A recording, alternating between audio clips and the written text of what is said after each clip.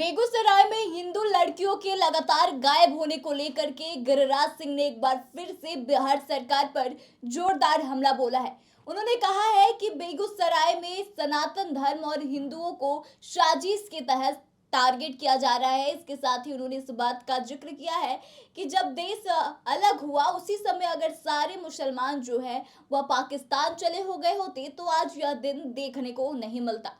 तो आइए आपको बताते हैं कि गिरिराज सिंह ने और क्या कुछ कहा है, लेकिन उससे पहले नमस्कार, आप देख रहे हैं द बिहार प्रोजेक्ट और मैं हूं आपके साथ आत्मजा। दरअसल आपको बता दें कि पिछले कुछ महीनों से लगातार ऐसा देखा जा रहा है कि बेगूसराय में हिंदू लड़कियां गायब हो रही हैं। इसके साथ ही कई ऐसे मामले आ रहे हैं जिसमें कि हिंदू के पर्व त्योहारों में आए दिन लोगों के बीच आपसी झगड़ा देखने को मिल जाता है, दंगे देखने को मिलते हैं। इसी सब मामले को लेकर गिरिराज सिंह काफी लंबे समय से बिहार सरकार पर हमलावर हैं और वह हमेशा इस बात को कहते आते हैं कि बिहार सरकार जो है वह इसमें पूरी तरह से संलिप्त है और बिहार सरकार साजिश के तहत बेगूसराय में हिंदू और सनातन धर्म को निशाना बना रही है। इसी को लेकर एक बार आज फिर से उन्होंने बिहार सरकार पर जोरदार हमला बोला है और उन्होंने कहा है कि जिस तरह से हिंदू लड़कियों का लगातार अपहरण हो जा रहा है, जिस तरह से हिंदू लड़कियों पर हमले हो रहे हैं, हिंदू लड़कियों को गायब किया जा रहा है, इस सब के पीछे कोई जिम्मेवार है तो वह सरकार है। साथ ही उन्होंने इस बात को भी बताया है कि जब बेगूसराय में शिवलिंग को लेकर झगड़े हुए थे, जब दूसरे धर्म के लोगों की तरफ से शिवलिंग को तोड़ा गया था और फिर उसके बाद जब बिहार पुलिस कार्रवाई करने पहुंची तो उसमें हिंदुओं को ही गिरफ्तारी कर ली गई। इस तरह से गलती चाहे किसी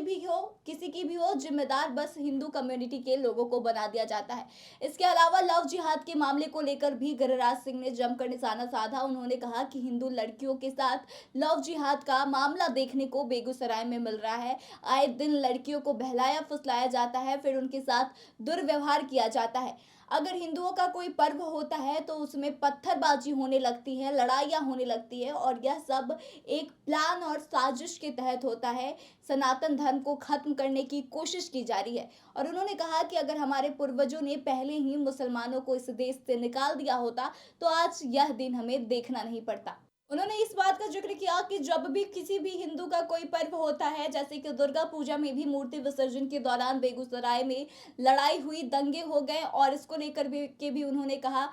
कहा कि सावन हो या फिर दुर्गा पूजा हो या फिर इस तरह की जो तमाम चीज़ें होती हैं हिंदू के पर्व में, उसमें मुस्लिम समुदाय के लोगों की तरफ से पत्थरबाजी की जाती है। तो आखिर इसके पीछे का मकसद क्या है? आखिर मुसलमानों की छत पर पत्थर को इकट्ठा करके क्यों रखा जाता है, ताकि जो हिंदुओं के पर्व हो या मूर्ति पूजा को लेकर के उन्होंने यह कहा कि मूर्ति पूजा किसी भी तरह की होती है तो उस पर मुसलमानों के तरफ से हमला किया जाता है। उन्होंने इस बात का जिक्र किया कि जब मुहर्रम था तो किसी भी तरह की कोई अशांति नहीं फैली, लेकिन वहीं जब दुर्गा पूजा था तो फिर इस तरह की अशांति क्यों फैली। उन्होंने मुसलमानों से अपील भी की कि इस तरह की चीज़ें ना करें, क्योंकि जब उनके त्यौहार होते हैं तो इस तरह की चीज़ें देखने को नहीं मिलती है, तो फिर अगर हिंदुओं के पर्व होते हैं तो पत्थरबाजी क्यों हो जाती है और इतनी भारी मात्रा में पत्थर अचानक कहाँ से आ जाते हैं। उन्होंने बताया कि जो हिंदू समुदाय के लोग होते हैं वह कभी भी आपसी विद्वेष फैलाने का काम नहीं करते हैं, यह काम मुस्लिम समुदाय के लोग करते हैं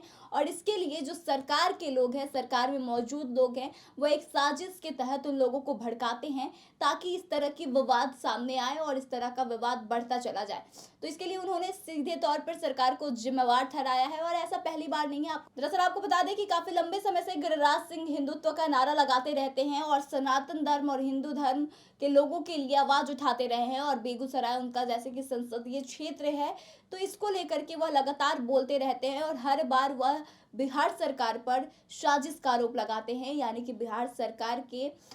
अंडर ही यह सारी चीजें होती है और बिहार सरकार साजिश के तहत यह सारी काम करवाती है। अब क्या आपको वाकई में लगता है कि हिंदू धर्म को टारगेट करने के लिए, सनातन को खत्म करने के लिए हिंदुओं की बेटियों को निशाना बनाया जा रहा है, हिंदू के पर्व त्योहारों पर हमला किया जा रहा है? क्या वाकई में गिरिराज सिंह ने जो बिहार सरकार पर आरोप लगाया है वह सही है? अगर सही है तो कहाँ तक सही है? आप अपने विचारों को हमें बताएं और आगे की तमाम जानकारियों के लिए बने रहे हमारे साथ, देखते रहे द बिहार।